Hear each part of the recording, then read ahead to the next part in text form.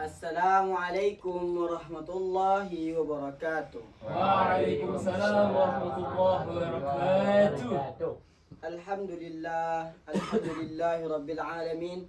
Wabihi nasta'inu ala umurid dunya waddin. Wassalatu wassalamu ala asrafil anbiya'i wal mursalin, Sayyidina wa habibina wa syafi'ina wa maulana Muhammad sallallahu alaihi wasallam. Qala Allah Ta'ala fi kitabihil karim, A'udzu billahi minasy syaithanir rajim. Bismillahirrahmanirrahim. Wal 'ashr innal insana lafi khusr illa alladhina amanu wa 'amilus solihati wa tawasaw bil haqq wa tawasaw bis sabr. Shadaqallahul azim. Yang pertama-tama marilah kita panjatkan puja puji syukur atas kehadiran Allah Subhanahu wa taala yang mana telah memberikan kita kesehatan jasmani maupun rohani sehingga kita dapat berkumpul di tempat ini yang penuh barakah insyaallah. Ya, salawat serta salam marilah kita hanturkan kepada baginda kita, Nabi kita, yaitu Nabi Muhammad sallallahu alaihi wasallam, yang mana telah membawa kita dari zamannya jahiliyah hingga zamannya Islamiyah. Berdirinya saya di sini sebagai pembawa acara, yaitu acara pidato mingguan ala Nabi Muhammad. Marilah kita tampilkan pembicara tausiah kita pada hari ini yang bernama Muhammad Habib Syagian bin Muhammad Darwis. Tafadhal alaihi maskura. Hilang aku, namanya aku lupa. Assalamualaikum warahmatullahi wabarakatuh. Alhamdulillah rabbil alamin. Salatu wassalamu ala asyrafil anbiya'i wal mursalin wa ala alihi wa sahbihi ajma'in. Amma ba'd. Awalan haya bina nashkuru ila Allah ta'ala alladhi qad a'tana ni'aman katsiratan hatta nastati'a an najtami'a fi hadzal makanil mubarak. Insyaallah. Alhamdulillah. Matahari masih memberikan keterangannya. Angin masih menghembuskan kenikmatannya. Laut masih mengeluarkan ombaknya untuk menunjukkan keindahannya. Namun bagaimana dengan penciptanya? Penciptanya lebih sempurna dan lebih indah daripada itu semua. Siapa ia? Ia adalah Allah Subhanahu wa taala, yang mana ia telah menciptakan seluruh alam semesta, yang mana ia telah menciptakan seluruh jagat raya, yang telah menciptakan bumi tanpa adanya gantungan, langit tanpa adanya tiang, yang di dalamnya ada makhluk-makhluknya yang sangat sempurna, yang memiliki ciri-ciri dengan berbagai macam rupa. Ada yang cantik, ada yang tampan, ada yang lemah lembut, dan ada juga yang tegas. Lemah lembut karena ia menjaga kodratnya, tegas karena ia akan menjadi pemimpin di keluarganya dan akan mendidik keluarganya. Salawat dan salam kita hadiahkan kepada buah hati Aminah, putra Abdullah, kekasih Allah, baginda Nabi besar Muhammad sallallahu alaihi wasallam, yang mana ia telah membawa kita dari zaman kegelapan hingga zaman salju. Alhamdulillah. Yang saya muliakan, yang saya cintai, abang-abangan saya, yang saya cintai, yang saya banggakan, teman-teman seangkatan, seakidah dan seperjuangan, insyaallah. Di zaman kita hari ini, atau bisa dibilang di zaman Gen Z ya, menuntut ilmu itu sudah menjadi hal yang biasa, hal yang mudah. Karena apa? Karena majelis ilmu sudah ada di mana-mana. Kajian-kajian ilmu sudah ada setiap hari. Bahkan cukup dengan membuka HP saja, kita bisa hadir di banyak majelis. Tapi pertanyaannya, apakah ilmu itu benar-benar mengubah hati dan adab kita? Atau justru hanya menghiasi status dan story kita? Karena realitanya gini, banyak orang yang menuntut ilmu tapi niat dan tujuannya salah. bukan untuk mengamalkan daripada ilmu tersebut, tapi untuk judge bahwasan dirinya itu sedang berada di majelis ilmu tersebut. Padahal sahabat dahulu telah mengingatkan kepada kita bahwasannya barang siapa yang belajar, dia duduk di majelis-majelisnya ilmu, dia duduk di kajian-kajiannya ilmu, tapi namun tidak ada sedikit pun di hatinya untuk mengamalkan dan mengajarkan ilmu tersebut, tidak ada niatnya, maka lam yazidhu ilmu illa kibran. Ilmu itu tidak menambah sedikit pun apapun kepadanya kecuali kesombongan.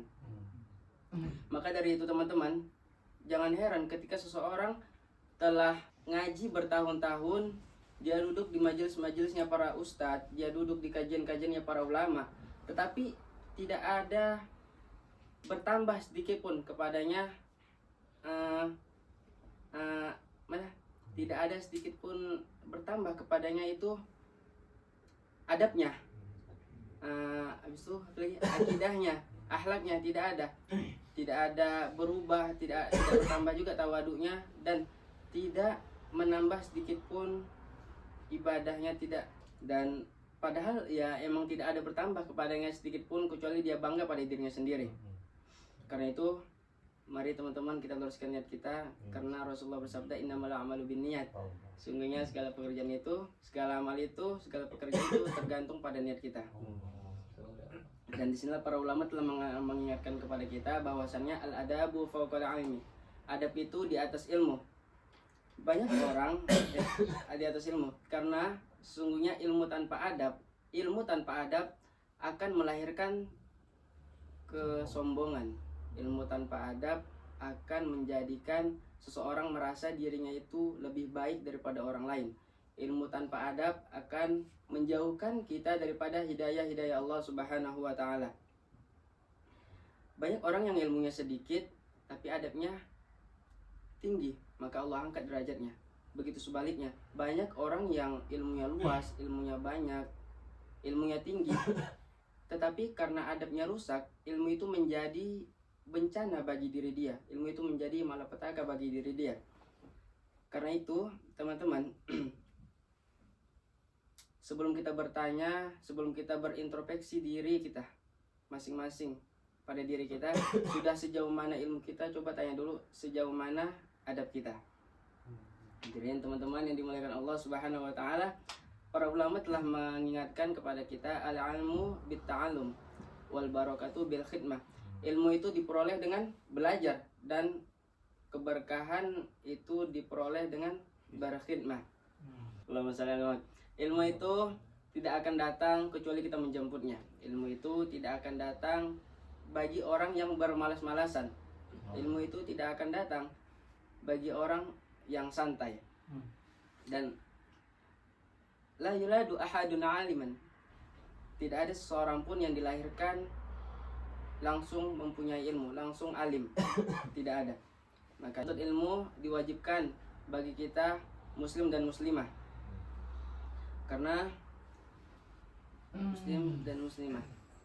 Qala Imam Syafi'i rahimahullahu taala, perhiasan seorang pemuda demi Allah adalah ilmu dan ketakwaan. Lelaki sejati menurut Imam Syafi'i rahimahullahu taala bukan diukur dari gaya, dari kegantengan, ketampanan, fashion, status, atau apapun itu, tetapi diukur dengan takwa dan ilmu. Perlu kita pahami dengan benar tujuan dan maksud daripada menuntut ilmu ialah laisal maksud min talabil ilmi an yakuna aliman. Bukan maksud daripada menuntut ilmu agar kita jadi ulama, tetapi innamal maksud bitolabil ilmi an tartafi'al juhalatu an nafsika. Namun tujuan daripada menuntut ilmu agar kebodohan terangkat daripada diri kita sendiri.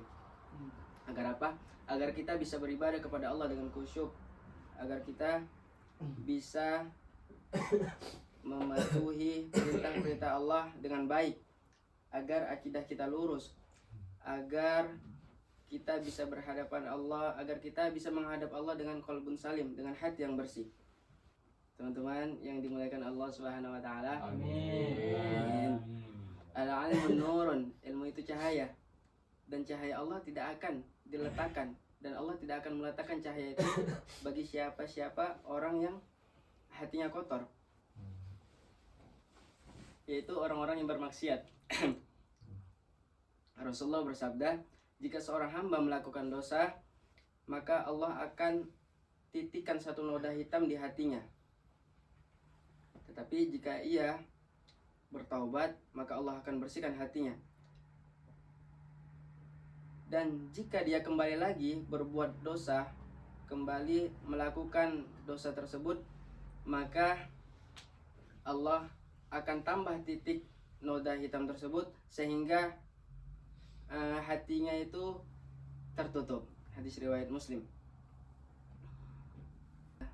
Alhamdulillah, rubbama kafaituhunna khutbati wa wajidtum shawaba fa innama huwa min indillahi azza wa jalla.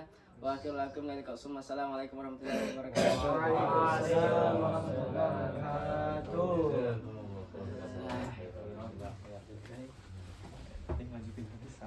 Alhamdulillah, telah kita dengarkan